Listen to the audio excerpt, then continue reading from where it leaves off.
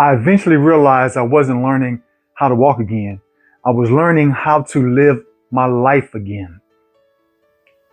There's a difference. When I lost my leg, everybody could see the physical challenge in front of me.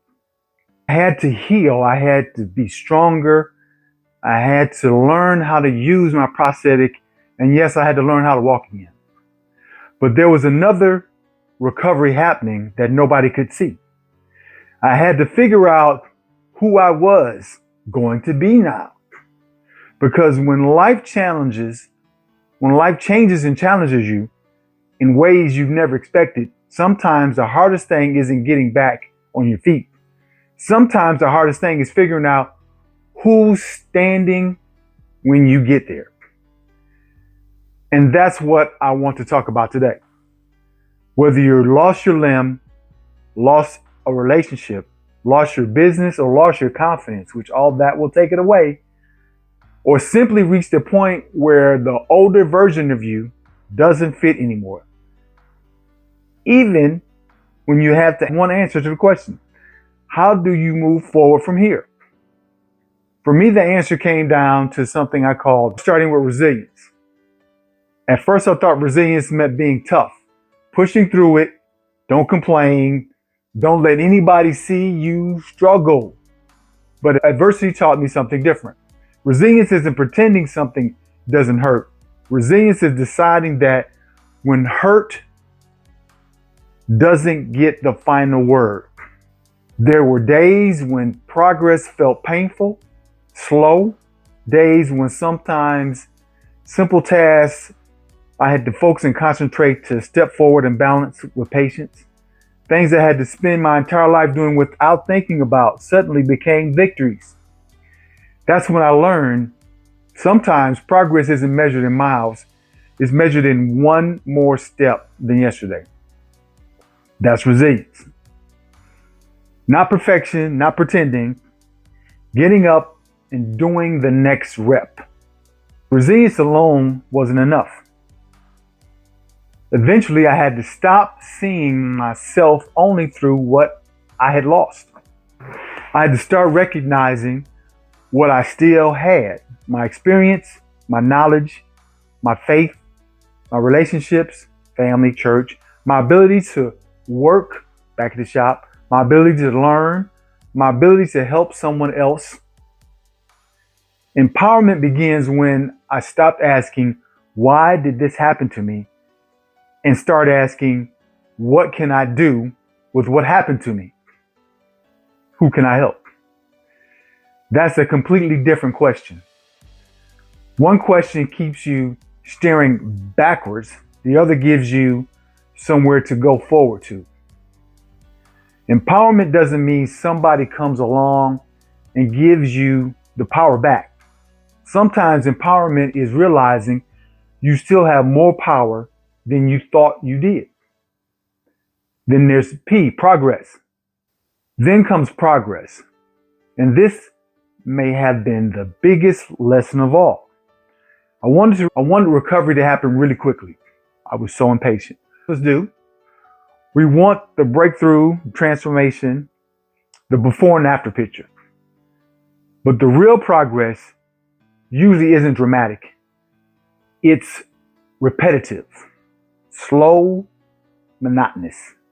One workout, one step, one uncomfortable conversation, one page, one speech, one video, one better decision. Then you wake up tomorrow and you do another rep.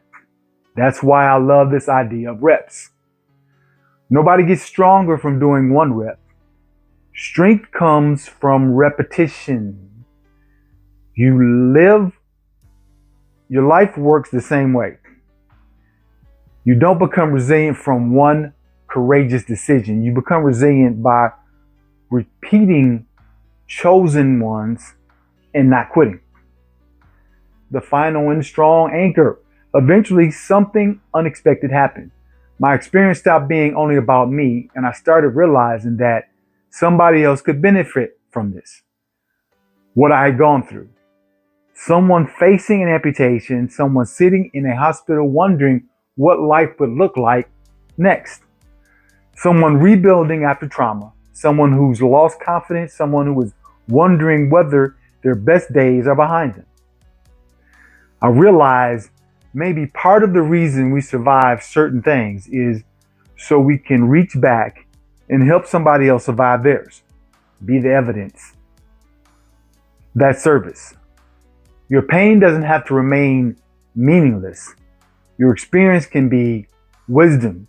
Your scars can become evidence. Your story can become somebody else's permission to keep going.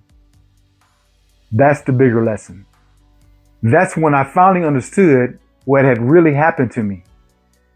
I thought rehabilitation was teaching me how to walk, but it was teaching me resilience. It was teaching me how to empower myself. It was teaching me to respect progress. And ultimately, it was teaching me how to survive and serve. R.E.P.S, resilience, empowering for progress to serve. Maybe you're doing your own R.E.P.S right now. Maybe nobody sees them. Maybe there's no applause. Maybe you're wondering whether the small things you're doing are even making a difference. They are, because building a life doesn't usually happen through one giant breakthrough. It happens through R.E.P.S over an extended period of time, being consistent and persistent. So whatever you're facing right now, don't ask yourself whether you can fix your entire life today. Ask yourself something smaller. What's my next rep? One call, one workout, one application, one conversation, 1 hour working on your dream, one decision to try again. Do the rep, then do another and another. Because eventually you realize I wasn't learning how to walk again. I was learning how to live again. One rep at a time.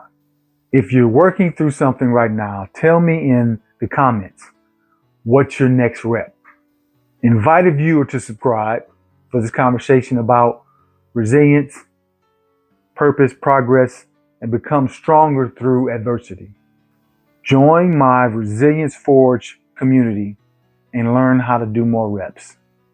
Description in the bio. See you in the next video.